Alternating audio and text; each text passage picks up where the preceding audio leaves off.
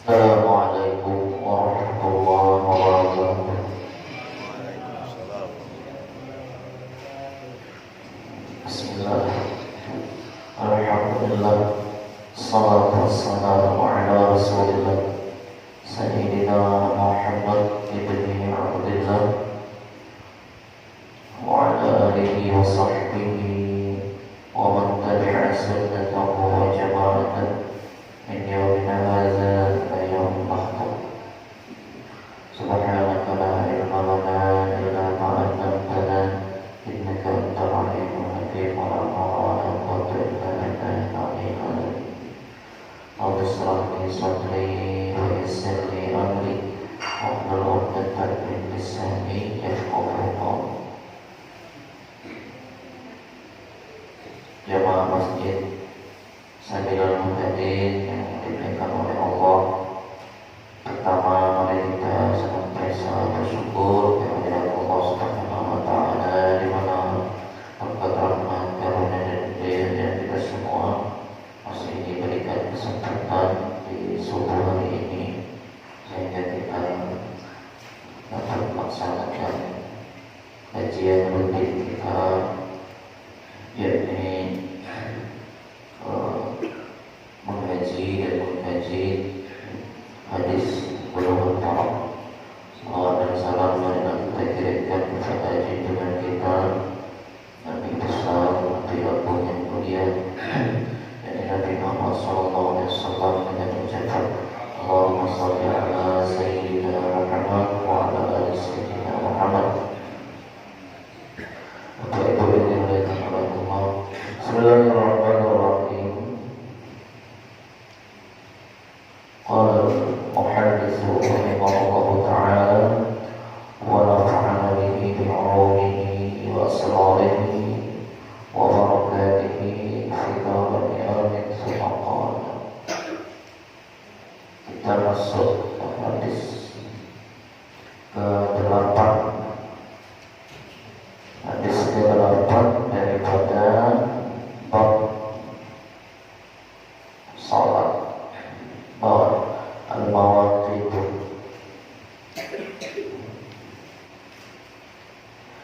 Bismillahirrahmanirrahim. Wa an Abi Sa'id Al-Khudri radhiyallahu anhu qala sami'tu Rasulullah sallallahu alaihi wasallam yaqulu la salata ba'da as-subhi hatta tatlu'a asy-syamsu wa la salata ba'da al-'asri hatta taghiba asy-syamsu. Muttafaqun alaih. Bukhari 586, Muslim 827. Daripada Abi Sa'id Al-Khudri, semoga Allah meridhoinya, qala, ia berkata, sami'tu, aku telah mendengar Rasulullah sallallahu alaihi wasallam yaqulu, bersabda, la salata, tidak ada salat, maksudnya tidak ada salat sunnah. La salata di sini tafsirannya adalah tidak ada salat sunnah ba'da subhi, setelah melakukan salat subuh, setelah mengerjakan salat subuh, hatta tatlu'a asy-syamsu, sampai matahari itu terbit, muncul. Wala salata, dan tidak ada salat sunnah juga ba'dal asri, setelah melaksanakan salat asar, hatta taghiba asy-syamsu, sampai matahari tenggelam. Hadis ini muttafaq alaih, diriwayatkan oleh Imam Al-Bukhari dan Imam Muslim. Walafzu Muslim, sementara lafaz daripada Imam Muslim, la salata ba'da salatil fajr, tidak ada salat sunnah setelah salat fajar.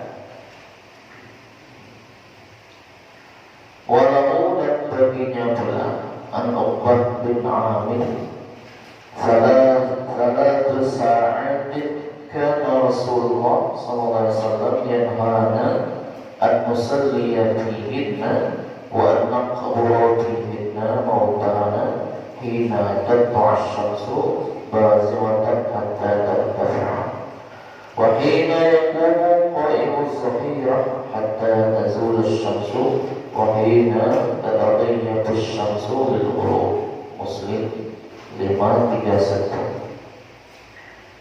Salah sa'atin ada 3 waktu. Karena Rasulullah yang melarang kita al-musalliya, melarang kita pertama salat di dalam 3 waktu itu, wa naqburu fihinna, dan melarang kita juga menguburkan atau mengkebumikan fihinna pada 3 waktu itu mautana, agar orang-orang yang meninggal di antara kita. Kapan 3 waktu itu? 1. Hina tatlu'u syamsu, 1 ketika terbit matahari, bazighatan hatta tartafi'a, bazighatan hal keadaannya ketika mulai terbitnya matahari, pada saat mulai munculnya matahari, hatta tartafi'a, sampai nampak agak tinggi. Wa hina yakunu qa'imu zahirah hatta tazula asy-syamsu, yang waktu yang kedua ketika matahari itu pas posisinya di tengah-tengah langit, pasnya di tengah langit, sehingga bayangan kita itu tidak nampak sama sekali. Hatta tazul asy-syamsu, sampai jatuh atau bergeser matahari, itu yang kedua. Yang ketiga, waktu yang dilarang adalah wahina tatawayyatu asy-syamsu lil ghurub, yaitu ketika sudah mendekat asy-syamsu, matahari, lil ghurub, untuk tenggelam. Hadis riwayat Muslim. Wal hukmu tsani inda Syafi'i min hadits Abi Hurairah bi sanadin dha'if. Wa zada, kemudian Imam Syafi'i menambahkan illa yaumal Jum'ah, kecuali hari Jumat. Musnad Syafi'i halaman 63. Jadi Bapak Ibu, bahwa hadis yang pertama tadi menjelaskan kepada kita, setelah sholat subuh itu tidak ada lagi yang namanya sholat sunnah. Begitupun setelah sholat asar itu tidak ada lagi namanya sholat sunnah, kecuali sholat fardu yang dikodok. Umpama kita punya tanggungan sholat pernah lewat, sehingga kita tidak melaksanakan sholat di waktu sebelumnya, boleh kita mengkodok sholat tadi pada subuh atau pada asar. Kalau sholatnya fardu, kalau sholatnya sunnah, boleh, kecuali sholat zatus syafaq, sholat-sholat yang dia itu ada karena ada sebab. Zatus syafaq punya sebab. Apa misalnya? Misalnya gerhana matahari atau gerhana bulan. Nah, maka di situ boleh kita sholat. Kalau sholat yang tidak ada sebab, tak boleh. Umpama lagi kita mau kodok sholat masuk masjid, sehingga kita disunnah untuk melaksanakan sholat tahiyatul masjid, boleh. Kalau sholat sunnah mutlak, tak boleh. Ba'da asar dan ba'da subuh, makruh tahrim. Di dalam satu kitab menjelaskan hukumnya makruh tahrim. Nah, itu dari hadis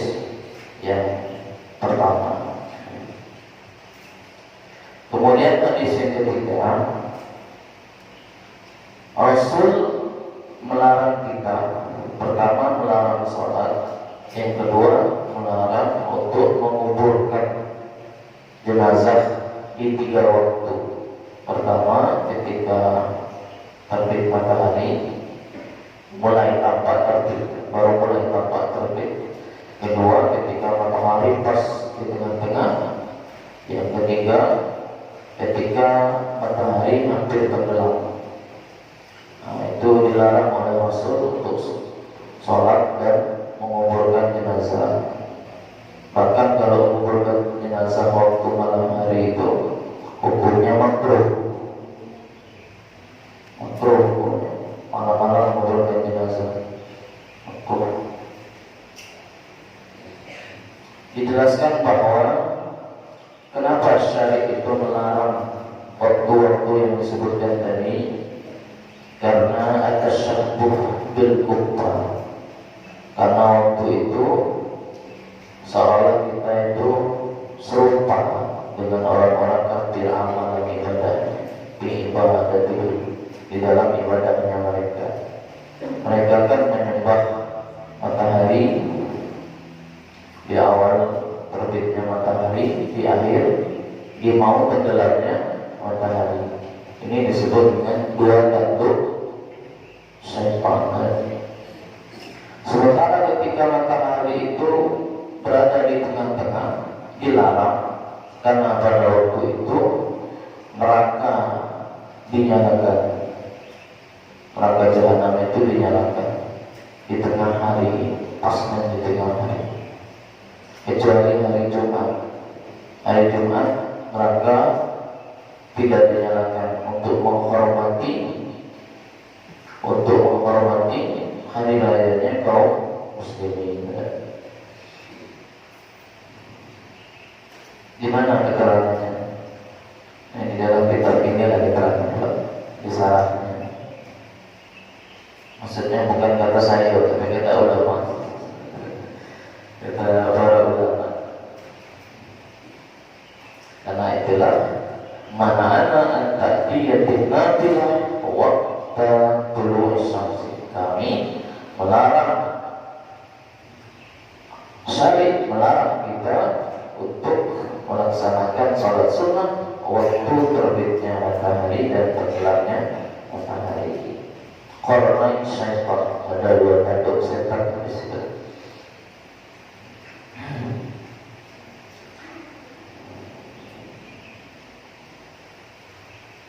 Kemudian hadis selanjutnya An Jubair bin Mut'im qala Rasulullah sallallahu alaihi wasallam ya bani abdi manaf la tamna'u ahadan tawfa bihadzal baiti wa shalla ayyata sa'atin sya'a min lailin aw naharin rawahul khamsah wa sahahu at-Tirmidzi wa Ibnu Hibban. Dari Jubair bin Mut'im,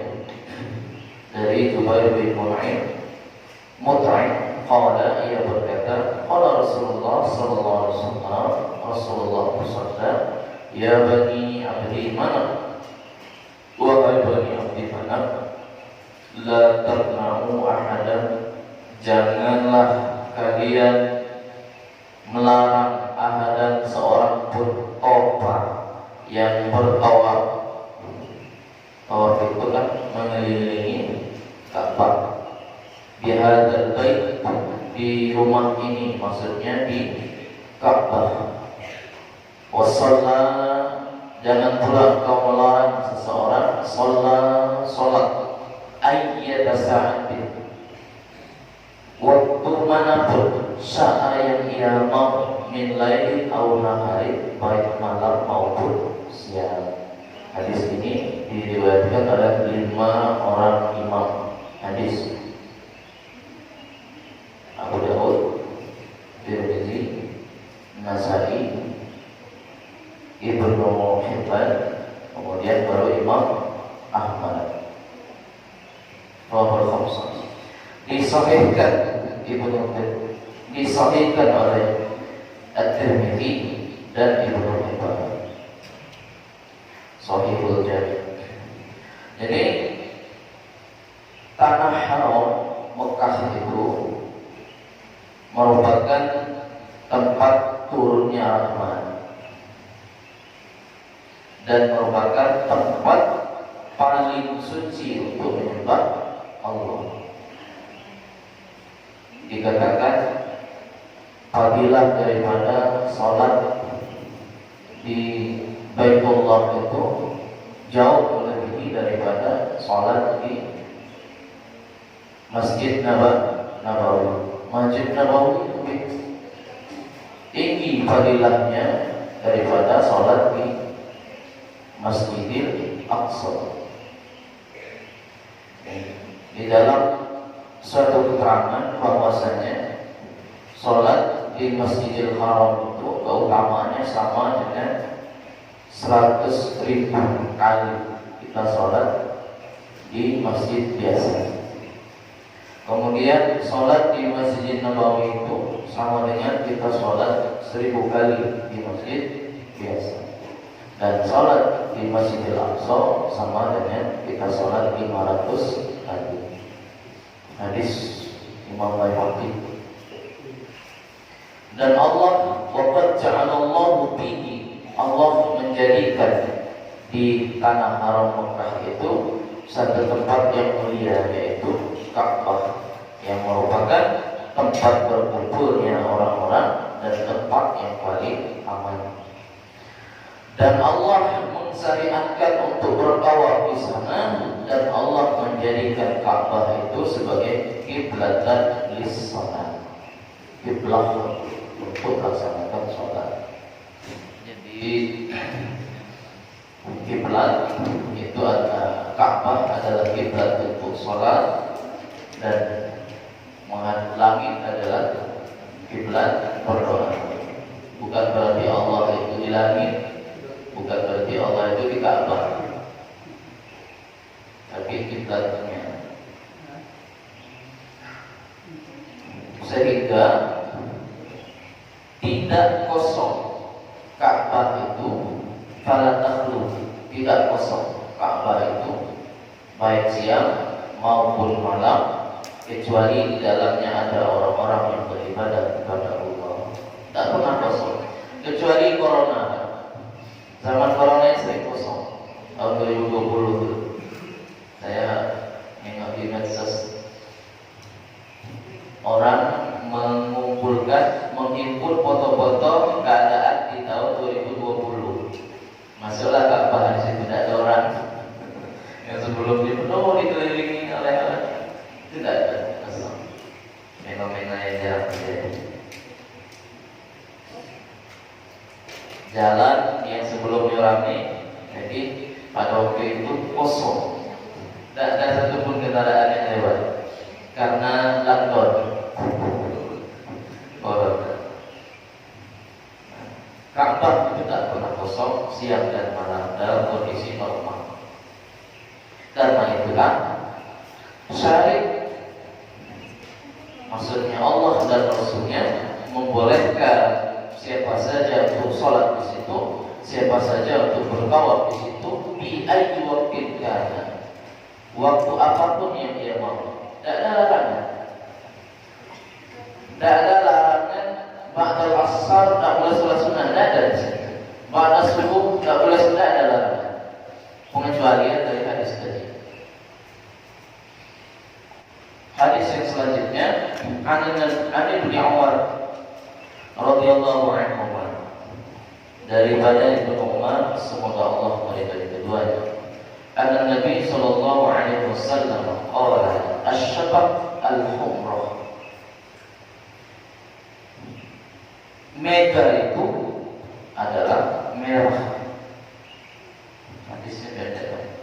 Mega itu merah. Mega itu sisa cahaya matahari yang berada di ufuk barat.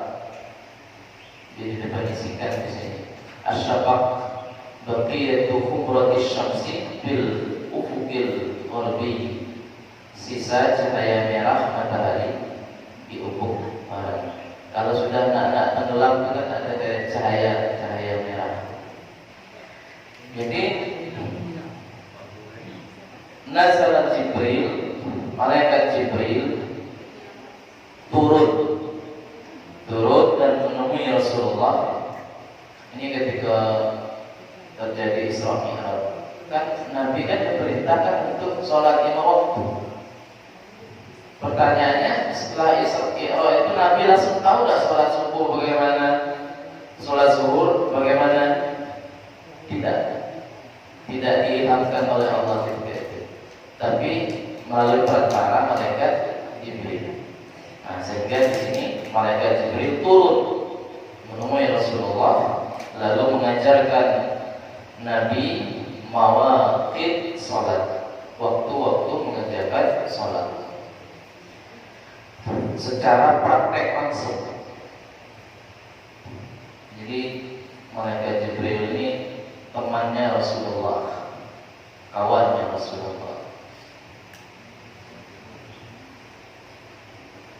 Kenapa langsung praktek? Liyakuna dzalika ablagha fi ta'lim, agar lebih kesannya itu lebih berpengaruh. Kalau kita belajar sambil praktek itu lebih mudah didapat daripada hanya sekedar teori-teori saja.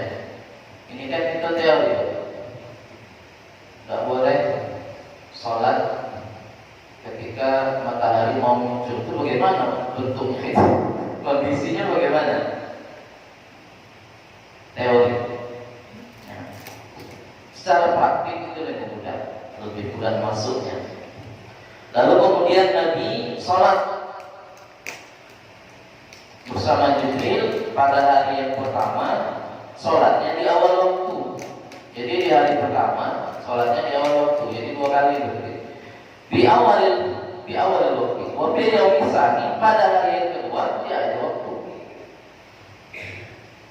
Hari pertama awal waktu, hari kedua akhir waktu. Maksudnya apa? Malaikat Jibril ingin menunjukkan kepada Nabi waktu sholat itu dari waktu sekian sampai sekian. Waqala, dan ia mengatakan ma baina hazaini waktu, sesuatu yang berada di antara 2 waktu ini juga waktu sholat. Makanya ada namanya kemarin waktu fadilah, ya kan? Ada waktu ikhtiyar, ada waktu karaha, ada waktu jawaz. Ma baina hazaini waktu. Ammal maghrib fasalla bihi bil yaumaini bi waqtin wahid. Sementara sholat maghrib, malaikat Jibril mengajarkan kepada Nabi Muhammad itu hanya di awal waktu, tidak ada di akhir waktu. Nah, sehingga inilah penyebabnya para ulama berbeda pendapat. Ada yang mengatakan sholat maghrib itu waktunya panjang, memanjang waktunya. Ada yang mengatakan waktu maghrib itu cuma 1. Sudah sholat maghrib selesai, tidak ada lagi waktunya, habis. Memanjang. Nah, tidak memanjang. Nah, inna waqtal maghrib laisa muqaddar. Wa qala akharun min bidaihi ila ghuyub bal syafaq al-ahmar, sampai hilangnya syafaq ahmar tadi. Selagi masih ada syafaq ahmar, berarti masih ada. Kalau sudah hilang syafaq ahmar, berarti maghrib itu sudah habis. Ini adalah pendapat arjah, pendapat yang paling unggul dalilnya. Kenapa memanjang begitu? Kenapa agak panjang sedikit waktunya menurut pendapat arjah? Taisiron ala ibad, untuk memudahkan kepada para hamba. Aku yang dimuliakan oleh Allah. Kemudian hadis selanjutnya, Ali bin Abbas, daripada Ibnu Abbas, semoga Allah meridhai keduanya.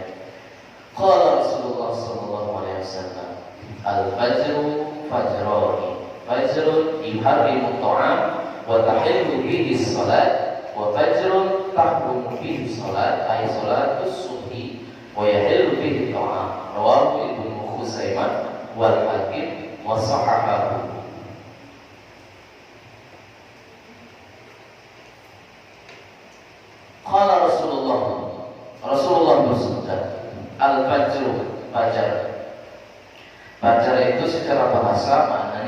mushtarakun baina waqtaini, yaitu memiliki dua pengertian waktu.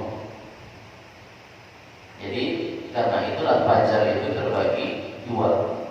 Satu, fajar yang mengharamkan akan makan dan halal di dalamnya sholat, disebut dengan fajar shahih.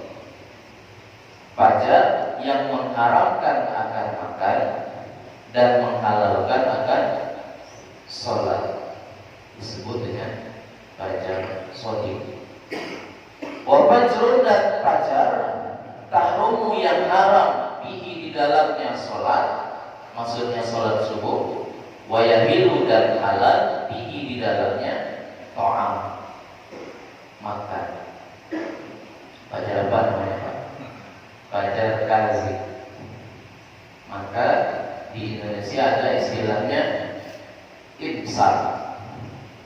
Maka di sini disebutkan yuharimu ta'am, haram makan bagi orang yang puasa. Jadi fajar terbagi dua, fajar kazi dan fajar shahih. Walil hakim min hadits Jabir wa zada fil ladzi yuharimu ta'am innahu yazhabu mustatilan bil wuqu. Jadi fajar shahih itu hilang dalam keadaan mustatilan, memanjang, bentuknya memanjang, mustatilan, memanjang di ufuk.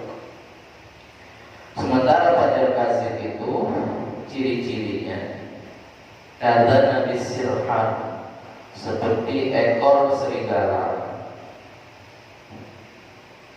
Kemudian hadis selanjutnya, Ani bin Mas'ud radhiyallahu anhu ta'ala anhu, semoga Allah meridainya, qala Rasulullah sallallahu alaihi wasallam, afdhalul a'mal as-salat fi awwali waqtiha. Amalan yang paling utama adalah salat di awal waktu. Rawahu Tirmidzi wal Hakim wa sahahahu. Diriwayatkan oleh Imam Tirmidzi dan Imam Hakim. Jadi Ibnu Mas'ud ini pernah bertanya kepada Rasul tentang amalan yang paling dicintai oleh Allah. Rasul menjawab, ahabbul a'mal ilallah as-salat fi waqtiha. Amalan yang paling dicintai oleh Allah pertama adalah salat di awal waktu. Namun Ibnu Mas'ud nanya lagi, dia pengen tahu amalan yang kedua yang paling dicintai oleh Allah. Dijawab oleh Rasul, birrul walidain wal ihsan ilaihima, berbuat baik, berbakti kepada kedua orang tua. Itu amalan kedua yang paling dicintai oleh Allah. Lalu bertanya lagi Ibnu Mas'ud, apa yang ketiga oleh Rasul? Al-jihad fi sabilillah, berjihad, berjuang di jalan Allah. Berjuang di jalan Allah ini umum, jangan kita artikan perang terus. Jihad perang terus kita artikan, semuanya tidak. Berjuang ini sifatnya umum. Kita berjuang membangun pondok atau membangun rumah tahfiz, bagian daripada jihad bisa dilihat. Sifatnya umum. Nah, ini menarik nih. Ibnu Mas'ud ini pengen nambah lagi pertanyaan tadi. Yang keempat apa? Tetapi Ibnu Mas'ud tidak sampai keluar kalimat itu, ditahannya. Karena Ibnu Mas'ud takut tadi ini bosan, ditanya terus. Sudah 3 kali nanya. Tidak ditanya, disimpan saja dalam hati. Seandainya Ibnu Mas'ud mau nanya lagi, pasti dijawab oleh Rasul. Kenapa? Karena Rasul itu sifatnya mubayyin, perjelas daripada Al-Quran. Syarih ya, orang yang menentukan hukum. Ini mengajarkan kita tentang adab atau etika. Cukup 3 kali nanya, jangan tanya yang keempat. Mungkin orang ini bisa bosan, 1 orang Pak maksudnya.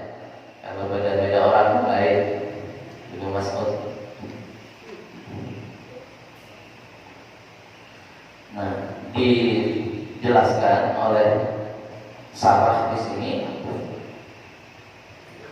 sholat di awal waktu merupakan amal yang paling baik menurut Allah. Itu adalah amal badaniyah, ibadah-ibadah badaniyah. Nah, kalau secara mutlak afdhalul amal itu adalah al-iman billah, beriman kepada Allah. Tidak ada yang mengalahkan beriman kepada Allah. Puncaknya itu tidak beriman, gimana mau beramal? Nah, maka itu paling utama. Ini ibadah badaniyah. Maksud saya jangan pula nanti dibenturkan dengan pendapat yang lain. Kata si A si B yang paling afdal itu beriman. Nah, maksudnya begitu. Dilihat dulu dari sisi mananya. Nah, dari sisi badaniyah, amal badaniyah, as-salat ala waqtiha. Bapak Ibu yang dimuliakan oleh Allah, kita lanjut hadis selanjutnya. An Abi Mahdzurah, ini bukan Mahdzurah tapi Mahdzurah. Wa an Abi Mahdzurah ala Nabi sallallahu alaihi wasallam qala awal waqti ridwanullah wa awsatuhu rahmatullah wa akhiruhu aqwullah. Akhrajahu ad-Daraqutni bi sanadin dhaif jiddan. Sanadnya sanad dhaif. Dari Abi Mahdzurah bahwa Nabi bersabda, awal waktu itu adalah keridhaan Allah. Maka kalau mau cari keridhaan Allah, salat di awal waktu. Wa awsatuhu, pertengahannya rahmatullah, rahmat Allah. Wa akhiruhu, orang salatnya di akhir waktu. Allah, permohonan maaf dari Allah. Nah, di awal waktu minimal lah di tengahnya, jangan sampai di akhir. Dapat cuma 1 rakaat waktu di waktu itu. Nah, itu Allah sudah berdosa, berarti cuma dimaafkan. Ya maafkan saja apanya, karena masih ada sempat dikit waktu dia masuk waktu sholat. Maafkan Allah. Kalau mau mengharap ridwan, ini motivasi. Meskipun hadisnya sangat dhaif, jadikan motivasi untuk ibadah. Makna hadis secara ijmal, secara global, syari' menentukan waktu tertentu untuk beribadah itu sebagai dalil ala kamali intina'i biha, atas sempurnanya perhatiannya syari', sempurnanya perhatiannya Allah dan Rasulnya bihi dengan ibadah, bihi dengan ibadah. Waqtimamihi bitaqiyatihi, dan kesempurnaannya bitaqiyatihi dengan melaksanakan ibadah. Karena itulah sara al-mukallaf, jadilah orang yang sudah ditaklif itu hendaklah dia bersegera bitaqiyatiha bi awalil waqti, dalam menyegerakan melaksanakan salat di awal waktu. Wa an Ibnu Umar radhiyallahu anhu anna Rasul sallallahu alaihi wasallam,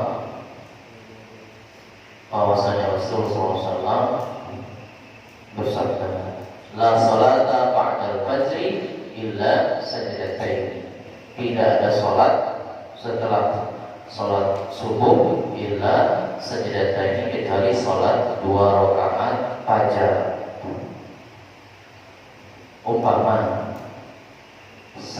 Umpama kita salat subuh agak telat datangnya, kayak saya tadi kan telat datangnya, masuk sudah rakaat yang kedua, berarti saya kan tinggal salat sunnah fajar. Boleh tak salat sunnah fajar itu pada subuh, setelah salat subuh? Boleh. Siwa targhib, kecuali salat sunnah fajar boleh kita laksanakan pada subuh. karena sangat sayang sekali sholat sunnah fajar itu kita tinggalkan. Jadi la sholata ba'da tulu'il fajri illa rak'atayil fajri. Tidak ada sholat sunnah setelah terbitnya fajar kecuali 2 rakaat sunnah fajar. Boleh di Bapak kalau lambat datangnya masbuk ataupun hanya dapat atau tidak masbuk tapi tidak sempat sholat sunnah fajar, sholat setelahnya tidak apa-apa ya. Hadis selanjutnya, hadis terakhir. Wa'an Ummi Salamah radhiyallahu anha, daripada Ummi Salamah, semoga Allah meridainya, qalat shalla Rasulullah al-asra summa dakhala baiti fasalla rak'ataini fasa'altuhu faqala syughiltu an rak'ataini ba'da zuhri fasallaitu al-ana wa qultu apa naqdihi ma idza fatatana qala la akhrajahu Ahmad. Ummi Salamah, semoga Allah meridainya, ia berkata, shalla Rasulullah salat al-asra, salat asar. Suma kemudian setelah salat asar dia dakhala baiti, masuk rumahku, masuk rumah. Fasalla rak'ataini, lalu Rasul salat lagi 2 rakaat. Nah, ini pertanyaan, salat apa? Mas'altuhu. Lalu saya bertanya, Ummi Salamah bertanya kepada Nabi. Faqala, Rasul menjawab, sughiltu an rak'ataini ba'da zuhri. Saya terlalu sibuk sehingga tidak sempat meninggalkan salat 2 rakaat ba'da zuhur. Ternyata Rasul itu sibuk karena qad atahu nasun min bani Abdul Qais. Setelah zuhur, waktu zuhur itu dia kedatangan tamu ramai dari Bani Qais sehingga tidak sempat melaksanakan sholat sunnah 2 rakaat. Karena itu dia sholat sunnahnya ba'da asri. Ini harus selesai nih Pak baca hadisnya. Kalau tidak selesai bisa salah pemahaman. Lalu